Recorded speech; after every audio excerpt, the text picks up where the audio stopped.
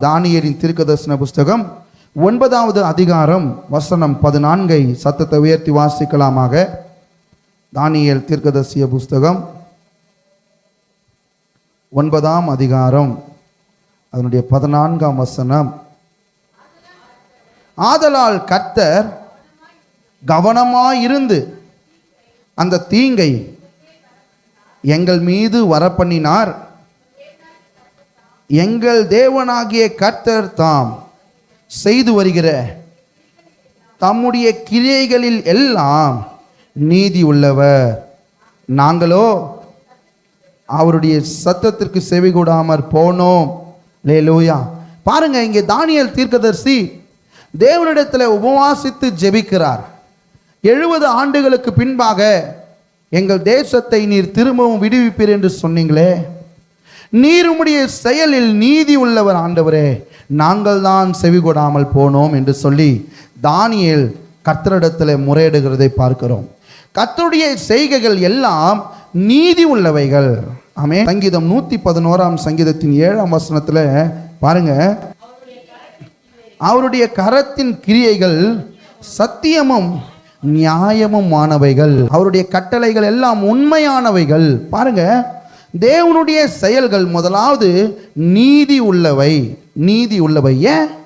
ஏன் நீதி உள்ளவை என்று சொன்னால், நெகேமியா புஸ்தகம் 9ஆம் அதிகாரத்தின் 33ஆம் வசனத்தின் பின்பகுதியை வாசித்தோம் என்று சொன்னால், தேவன் நீதி உள்ளவராய் இருக்கிறார். ஆமென். தேவன் நீதி உள்ளவராய் இருக்கும்போது, நியாயாதிபதியாக இருக்கும்போது அவருடைய செயல்கள் எப்படி இருக்கும் தெரியுமா? நீதியாக தான் இருக்கும். நம்முடைய ஆண்டவர் நீதி உள்ள தேவனாய் இருக்கிறபடியால் அவருடைய செயல்கள் எல்லாம் நீதியாக இருக்கிறது. பிரியமானவர்களே, நீதி.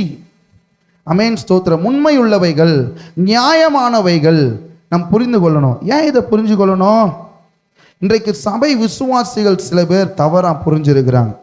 என்னங்க அப்படின்னு சொன்னால், எனக்கு கஷ்டத்தை கொடுத்துட்டார், எனக்கு சோதனையை கொடுத்துட்டார், எனக்கு பலவீனத்தை கொடுத்துட்டார், எனக்கு வியாதியை கொடுத்துட்டார், என்னை அடிச்சிட்டார், எனக்கு நஷ்டம் வர செய்துட்டார், தோல்வி அடைய செய்துட்டார், பிரச்சனைகளை அதிகமாக கொடுத்துட்டார். பாருங்க, கண்ணீர், கவலை, போராட்டத்தை, வறுமையை, பிரிவை, இன்னும் அநேக காரியங்களை எக்ஸட்ரா அடுக்கிறாங்க. நான் அவரை தான் நம்பி போனேன், ஆனால் அவர் எனக்கு இதை கொடுத்துட்டாருன்னு ஒரு சிலர் சொல்லுகிறதை நாம் கேட்கிறோம். நம்முடைய ஆண்டவர் பாவத்தினால் சோதிக்கிறவர் அல்ல.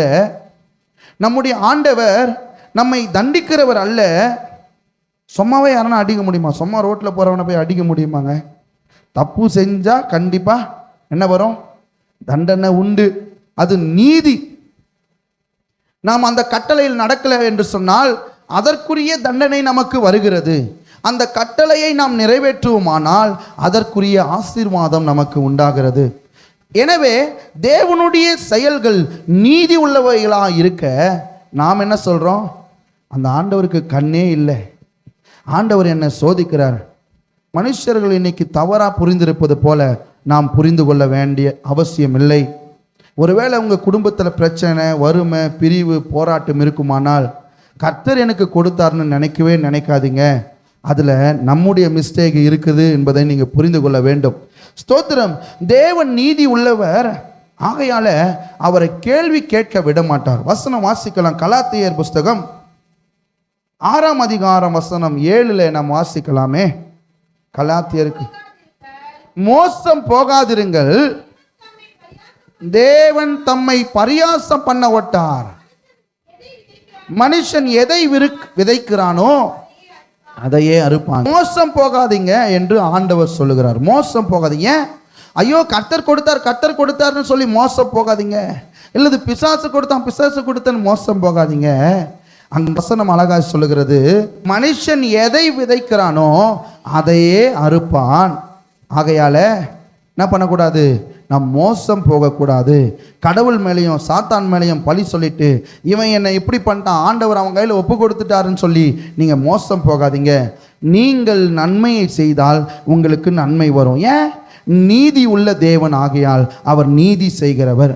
ஸ்தோத்திரம். நாங்கள் வேதாம கல்லூரியில் படிக்கும்போது தியாலஜி என்கிற ஒரு சப்ஜெக்டில் வரும்போது எங்கள் போதகர் சொல்லி கொடுத்த ஒரு காரியம், தேவன் நீதி உள்ளவர் ஆகையால் அவர் அநேக காரியங்களை தவறாய் செய்ய மாட்டார்.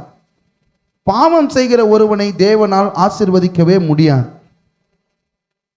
ரோட்ல எவ்வளோ பேர் பலவீனமா சுத்துறாங்க, அவர்களை தேவன் வாலண்டியரா போய் சுகமாக்க முடியாது. நீங்க நினைச்சுக்கலாம், ஐயோ நிறைய இடத்துல வியாதியில நிறைய பேர் சாகுறாங்களப்பா, நிறைய பேர் பட்டினியில சாகுறாங்களே, நிறைய பேர் பாவத்தில் இருக்கிறாங்களே, இயேசு சர்வ வல்லவர் தானே, அப்படியே போய் அவங்கள மீட்டுக்கொள்ள வேண்டியதா தானேன்னு சொல்லி நமக்குள்ளே ஒரு சிறிய எண்ணம் இருக்கலாம். ஆனால் தேவனால் தனியா அவரே சென்று யாரையும் விடுவிக்க முடியாது என்பதை நீங்க புரிஞ்சுக்கொள்ளணும். கவனமா கேளுங்க இதை, இல்லைன்னா நீங்க என்ன பண்ணுவீங்க, தவறா புரிஞ்சு கொள்ள வேண்டிய சூழ்நிலை உண்டாகும். நல்லா கவனிங்க பாருங்க. தேவன் பாவம் செய்கிற ஒருவனை உயர்த்துவார் என்று சொன்னால் பிசாசு தேவனை கேள்வி கேட்பான். தெரியுமா உங்களுக்கு? கேள்வி கேட்பான். ஏங்க இவன் இப்படியெல்லாம் சுத்திட்டு இருக்கிறான், இவனை போய் ஆசீர்வதிக்கிறீங்களே, நீங்க நீதி உள்ள தேவனா? கேள்வி கேட்பானா? கேள்வி கேட்க மாட்டானா? பாருங்க, வேதம் சொல்லுகிறது கலாத்தியர் 6:7, தேவன் தம்மை பரியாசம் பண்ண ஓடார். அப்படின்னா என்ன? பிசாசு கேள்வி கேட்கறது எப்படி நம்ம கேட்பான்? பாவி, அவன் ஒண்ணுமே பண்ணல, அவனை போய் உயர்த்தி அங்க வச்சிருக்கிறீங்களே. பாருங்க, ஒன்று நல்லா புரிஞ்சுக்கணும். தேவன் நீதி உள்ள தேவனா இருக்கிறபடியால் நாம் எதை விதைக்கிறோமோ அதை அறுப்போம். ஸ்தோத்திரம். நாம் தேவனை விசுவாசித்தால் தேவன் நம்மை ரட்சிப்பார். விசுவாசிக்க இல்லாவிட்டால் நம்மை ரட்சிக்க மாட்டார். முதல்ல புரிஞ்சுக்கணும். பாவத்தை அறிக்கை செய்தால் மன்னிப்பார், பாவத்தை அறிக்கை செய்யாவிட்டால் தானே வந்து மன்னிக்க முடியாது. ஏன்னா ஒருத்தன் பின்னாடியே இருந்து கொஸ்டின் பண்ணிட்டே இருக்கிறான், இவன் நல்லவனே இல்லை, இவனை எத்தனை வந்து உள்ள வச்சிருக்கிறீங்க. உள்ளவராக இருந்தால் தன் பிள்ளை தவறு செய்தால் அடி உழும். அடி உழுதா தேவன் உங்களை நேசிக்கிறார் என்பது அர்த்தம். ஸ்தோத்திரம். கஷ்டம் வருதா தேவன் உங்களை நேசிக்கிறார்னு அர்த்தம். சிற்றை வருதா தேவன் உங்களை நேசிக்கிறார்னு அர்த்தம். தேவன் தம்மை நேசிக்கிறபடியால் நீங்கள் செய்கிற தவறை தேவன் கண்டிக்கிறார். அவர் நீதி உள்ளவர், அவருடைய செய்கைகள் நீதி உள்ளது, அவருடைய காரியங்கள் எல்லாம் நீதியாக தான் இருக்குங்க. நீங்க உண்மையுள்ளவளா இருந்தா அதற்கான பரிபூர்ண ஆசீர்வாதங்களை பெற்றுக்கொள்வீங்க. நீங்கள் விசுவாசிக்கிறவர்களாக இருந்தால் ஆமென் ஸ்தோத்திரம், தேவனுடைய நன்மைகளை பெற்றுக்கொள்வீங்க. நீங்கள் நன்மை செய்வீர்களானால் நன்மை உங்களுக்கு இரட்டிப்பாய் வரும். ஆகையால கர்த்தர் எனக்கு சாபம் கொடுத்துட்டார், கர்த்தர் என்ன ஆமென் ஸ்தோத்திரம் சிறுமைப்படுத்திட்டார், கர்த்தர் எனக்கு நிறைய பிரச்சனை போராட்டங்களை கொடுத்துட்டார் பிரதர்னு ஒருபோதும் சொல்லாதிருப்போமாக. ஏனென்றால் தேவன் தாமாக வந்து எதையும் செய்ய மாட்டார். புரிஞ்சுச்சா? முதலாவது புரிஞ்சுச்சா? உங்களை ஆசீர்வதிக்கணும்னு சொன்னா நீங்க தேவனை தேடணும். ஸ்தோத்திரம். என்ன பெருக செய்யணும்னு சொன்னா நீங்க தேவனுடைய கட்டளைகளில் நடக்கணும். ஸ்தோத்திரம். ஆண்டவர் சுகம் கொடுக்க வேண்டும் என்று சொன்னால் முதலாவது அவரிடத்துல ஜெபிக்கணும். சும்மா பண்ண மாட்டார். கேள்வி கேட்கறதுக்குன்னு ஒருத்தனை வச்சுட்டார், அவரே தான் ஏற்படுத்தியிருக்கிறார். பாருங்க, ஆண்டவர் அற்புதம் செய்வதற்கு அவர் ஆவலாய் உள்ளார், ஆவலாய் உள்ளார். அவருடைய கரம் அற்புதம் செய்வதற்கு துடிக்கிறது.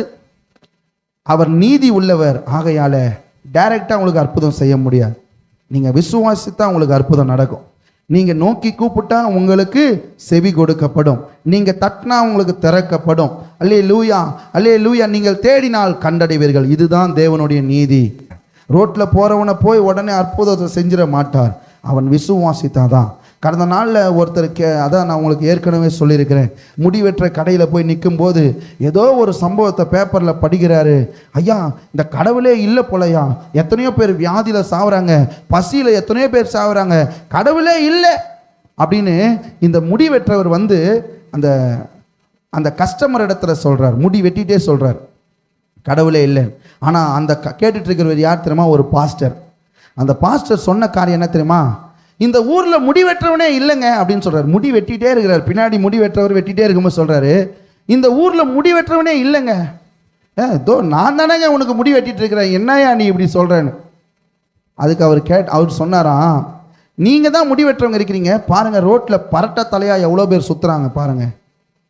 அவன் முடி வெட்டுறவன் இல்லைன்னு நீங்க சொல்றீங்களே, ரோட்ல பரட்ட தலையா சுத்துறானே, அதுக்கு இவர் முடி வெட்டுறவர் சொல்றாரு வெட்டிக்கினே, அவன் என்கிட்ட வந்தா நான் வெட்ட போறேன், அவன் ரோட்டில் போனால் நான் போய் வெட்ட முடியுமான்னு இந்த முடிவெற்றவர் கேட்கும்போது அதே தாங்க அந்த பாஸ்டர் சொன்னாராம், ஏங்க ஆண்டவர் அற்புதம் செய்வார், உணவளிப்பார், பெரிய பெரிய காரியங்களை செய்வார்ன்றீங்களே, அவர் தேவனிடத்தில் வந்தாதாங்க அவர் அற்புதம் செய்வார், தேவனிடத்தில் வந்தாதாங்க சுகம் கொடுப்பாரு, தேவனிடத்தில் வந்தாதாங்க பாவத்திலிருந்து மீட்பை கொடுப்பாரு, தேவனிடத்தில் வந்தாதாங்க வர வர உயர்வை கட்டளையிடுவார். அங்கேயே நின்றுட்டு அங்கேயே பேசிட்டு போகிறவனால ஆண்டவர் ஆசீர்வதிக்கிறவர் இல்லை. ஏன்னா அவர் நீதி உள்ளவர், அவர் நீதியை மீறி ஒன்றத்தையும் செய்ய மாட்டார். இதுதான் சத்தியம். ஒரு அல்லேலூயா சொல்லுவோமா? ஆண்டவருடைய செயல்கள் நீதி உள்ளவைகள்.